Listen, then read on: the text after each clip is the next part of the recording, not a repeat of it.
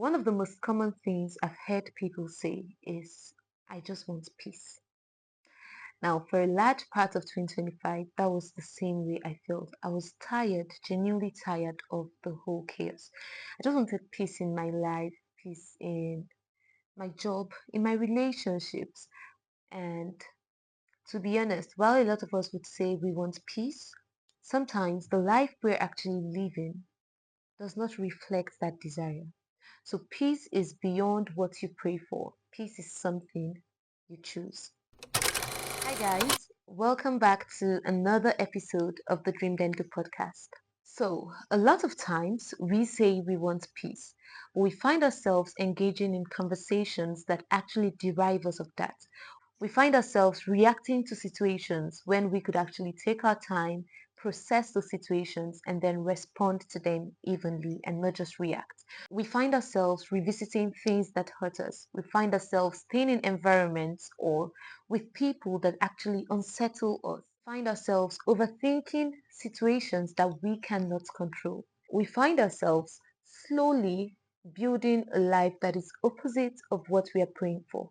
Not necessarily because peace is not available, but because we've chosen to actually let chaos come in. We've chosen to actually let chaos still have access. Now, something I've come to learn is that not everything deserves access to you. So, not every conversation requires your attention. Not every situation or opinion requires your attention.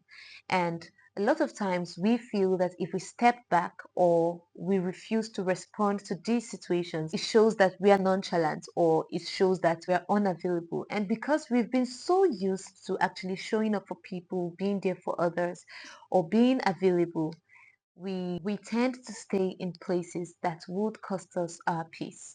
It is important that you actually learn to set boundaries. Protecting your peace can sometimes feel uncomfortable. It could be saying no to things that do not align with your purpose or your vision.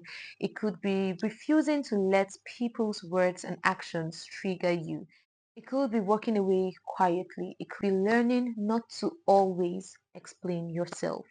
This can actually feel unfamiliar, but I want you to know that the more you actually let chaos in, the more you constantly abandon yourself just to actually give yourself out to people, you eventually let peace slide, and this actually, at the end of the day, leaves you empty. So peace is not passive. Peace is intentional. Peace is discipline. Peace is choosing what to engage in and what to actually release. Peace is waking up every morning and telling yourself, I would not carry what is not mine today. Peace is not avoidance. Peace is a choice. So Jesus said, let not your hearts be troubled. My peace I leave with you always. Do not let your hearts be troubled. This tells us that you can actually allow yourself or allow your heart to be troubled. It tells you that while yes, peace is actually available, you have a choice to dwell in peace or to dwell in chaos. So when it says, do not let your heart be troubled, do not let, there could also be, do not allow. So you have the choice to actually let yourself not be troubled. You have the choice to actually accept the peace that is already available and has been given to us by God, or to let yourself dwell in chaos. The key word there is do not let. So it is your choice to actually accept it or your choice to actually let yourself dwell in chaos. Now, you don't always control what happens to you, but you can control how you respond to it. I was having a conversation with someone recently, and we're talking about the power of words. We're just speaking on how words were actually powerful and words are actually seeds. But then again, you have the choice to actually let whatever you want to let into your heart. So if someone comes and speaks to you negatively, it is your choice to actually let those words stay and take roots. They are seeds. So you could actually let those words stay and take roots in you, or you could actually counter those words with what God has said about you. So while we actually cannot control what happens to us, we can control how we respond to it. We can control what stays in our mind. We can control what we give power to. So there is a difference between reacting and stillness. And if you do not understand this difference, you would keep giving your peace away in small daily moments. Reacting is immediate. Something happens and you respond or you react immediately. No pause, no space, just emotions. And most of the times, you find out that you actually regret whatever you say or however you reacted. Now, sometimes you reply because you were hurt, you were triggered, and then you just go ahead and speak and say whatever is on your mind. And in that moment, it may feel justified. But when you look at it later on, you would realize that it was unprocessed.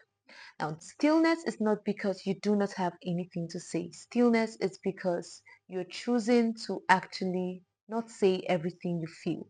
Stillness is the pause, is the moment you decide to actually breathe and choose to ask yourself if this thing really requires my energy. Because truly, not everything deserves your attention.